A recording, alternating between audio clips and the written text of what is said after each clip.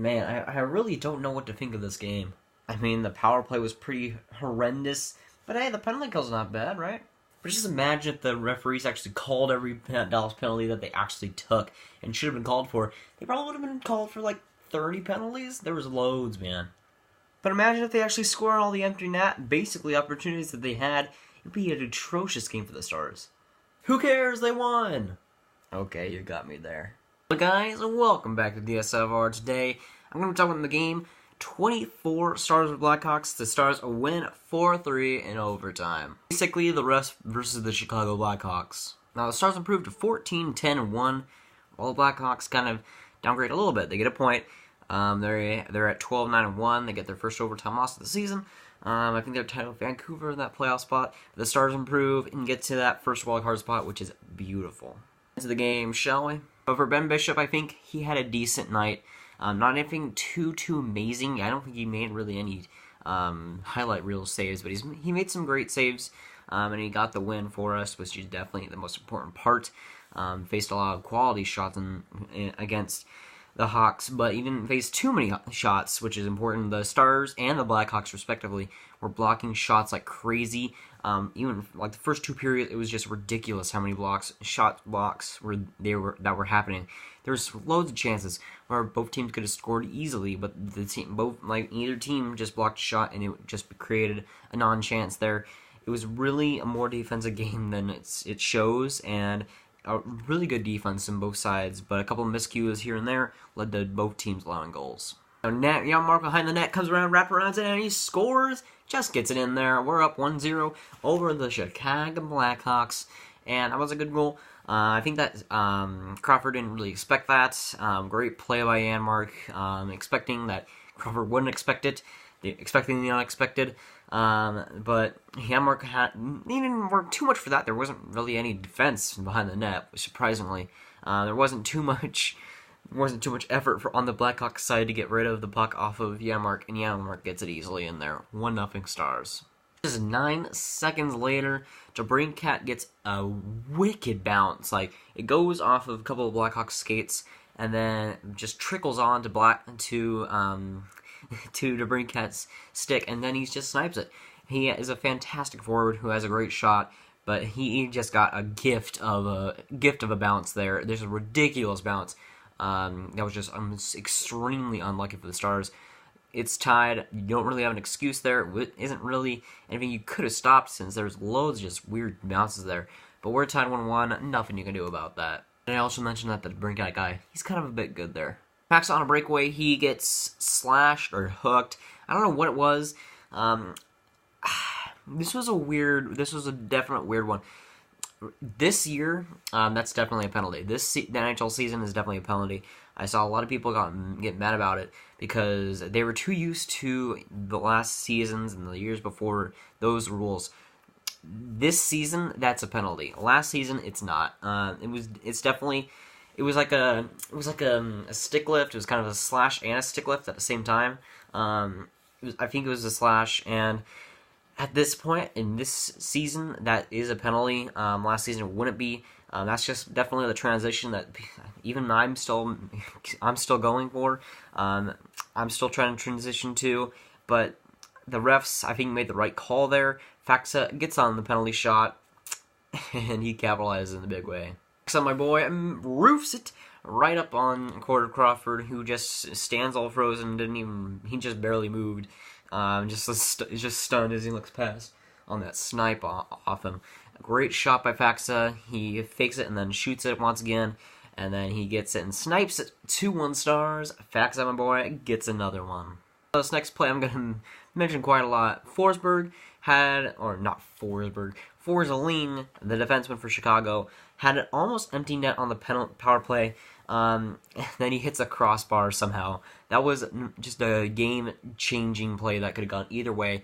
Forsling hits that. That's 2-2. Even with the tiebreaker, the tying goal that will come later, that'll be a huge goal for the Blackhawks to get it even earlier than they would have before that. And Forsling just whiffs on it, and he puts it on the crossbar, and that is just a gift for the Dallas Stars. On the first intermission, up 2-1. Right off the period, starts, Anisimov is right in front off the power play. Kane just finds a wide open slot. Johns is right there. He could have gotten it. I think this was a bad play by Stephen Johns. One of the few bad plays that he had all night. I think he was great this night, besides this one play. He leaves Anisimov open. He's right in front of him, but this puck somehow gets under his legs, and Anisimov buries it. Basically, wide open net for Anisimov. Bishop can't make the save. It's on the other side, and he has no chance. Anisimov makes it tied game. Great pass by Patrick Kane. Like, I gotta give him props on that. That was an amazing pass. But he ties it. Anisimov 2-2, and we're not looking too good there. One time we're off Sagan, and it's blocked. That's just basically the story of the game. Faksa in the neutral zone. Saucer passes to Ellie. A great pass, like as good as you can get by Faksa, right to Ellie's stick. He dangles out Crawford, and then shoots it on a basically wide open net. We're up 3-2. Ellie gets another good goal on the road, and he makes a pretty beautiful one right there. It gets us up 3-2. Fantastic pass by Faksa, man. He is so good. So good. He's a stud. Fantastic play by Faksa, and he basically drives that play, and then Ellie just finishes it. 3-2 stars. We're going up good. There's a couple of other moments that are kind of non-mentionable, but we're going to the second intermission, up 3-2. Now Bishop gets hit by a shot right up the neck. He's fine, apparently. That might linger on him, who knows, but it kind of looked pretty painful, but a shot up in the net is never nice, and he had to be out. I think the game was postponed for like 5 minutes. It was something weird, but Bishop was okay, and that's basically the most important thing. After getting injured with the eyebrow, whatever it was, eyebrow scrape in the first game of the season. Forsling, the guy that missed the empty net earlier, shoots from the point as Kane just, like, barely gets a stick on it, and the stick kind of roofs the puck up a little bit, and it gets up top shelf, and then Bishop can't do a dang thing about that. That was just a perfect deflection by King. He just gets it on there, and they're tied 3-3. Great play by Patty Kane, and Bishop couldn't stop that in a million years. Now, Klingberg is battling, I think it was either Hayden, or it was somebody, one of the Chicago Blackhawks young guys. He was fighting him in the by the Stars' own net, and then he kind of cross-checks him, and it like takes a gash out of his chin. It was pretty gory, to be honest. But it was a funny moment because Klingberg it looks like he doesn't even touch him. But like when they pan over to, I think it was Hayden, he's like his whole chin is bloody. It was just ridiculous.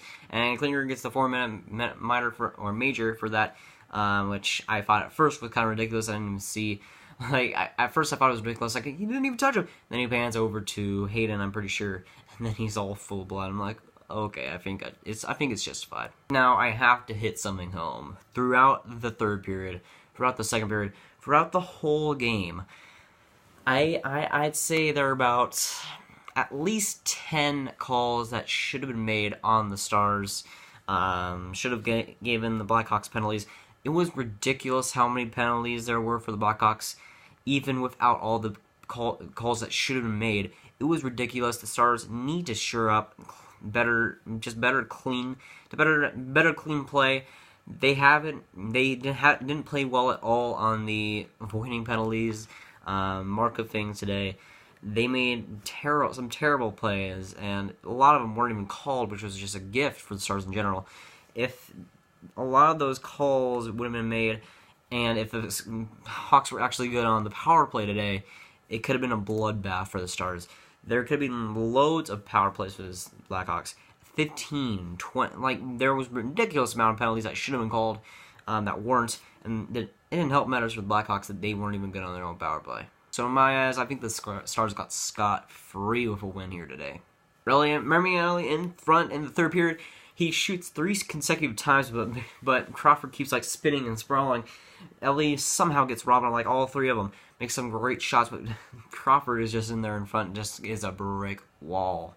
Radulov on the power play misses like a whole empty cage on the forehand. He just shoots it wide.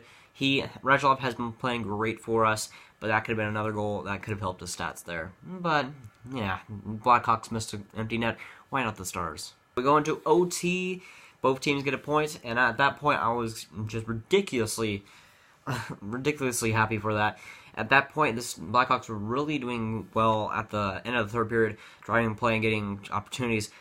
I was just so happy to get to overtime. In all honesty, it was a really tense game. This is a really good game, despite all the missed penalties. This was a really good fun game to watch. But Janmark skates in. He uses his classic protect the puck and skate really fast into the net. And a terrible, like, this isn't normal Duncan Keith, but a terrible Duncan Keith play. He underestimates Janmark's speed. Janmark just blasts past him. Duncan Keith just is standing there in the back on his backside, not even realize that Janmark just passed him completely.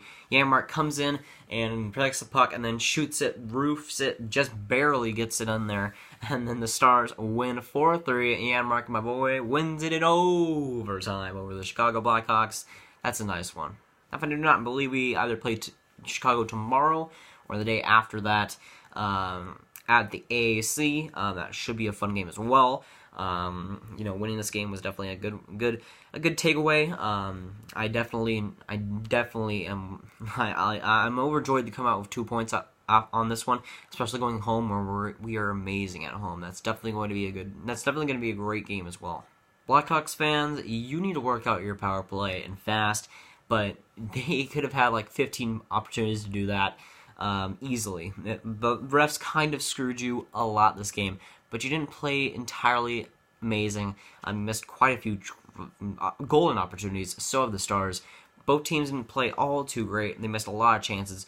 Both teams could have been way more offensive this game, but it comes down to the Stars winning and being amazing on the penalty kill. That's definitely what it comes down to, and the penalty kill gets a huge game.